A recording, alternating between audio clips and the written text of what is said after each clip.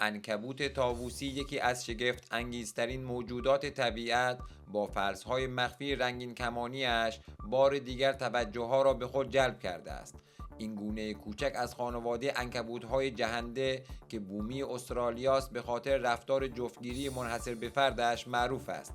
نرهای این گونه با بدنهایی به طول 4 تا 5 میلیمتر از فرسهای درخشان و رنگارنگ خود رونمایی می کنند و حرکاتی نمایشی شبیه رقص انجام میدهند تا توجه ماده ها را جلب کنند. آنها پاهای خود را بالا میبرند و شکم رنگین کمانیشان را به نمایش میگذارند، حرکتی که یادآور دم طاووس است. زیست شناسان میگویند این نمایش نه تنها برای جفتیابی ضروری است بلکه نشان دهنده سلامت و قدرت نرها نیز هست.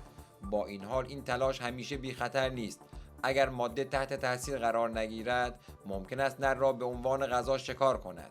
این رفتار جذاب عنکبوت طاووسی را به یکی از عجایب دنیای حیوانات تبدیل کرده است.